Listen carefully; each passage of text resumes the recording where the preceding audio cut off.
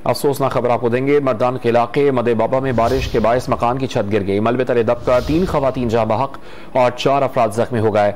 जख्मी होने वालों में खवातीन और बच्चे भी शामिल हैं। रेस्क्यू 1112 की टीम ने लाशों और जख्मी को THQ तख्त भाई मुंतकिल किया, जहां एक बच्चे की हालत तशवीशनाक होने पर उसे मर्दान ले जाया गया।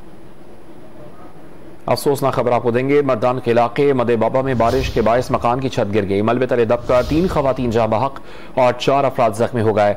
जख्मी होने वालों में खवातीन और बच्चे भी शामिल हैं। रेस्क्यू 1112 की टीम ने लाशों और जख्मी को THQ तख्त भाई मुंतकिल किया, जहां एक बच्चे की हालत तशवीशनाक होने पर उसे मर्दान ले जाया गया।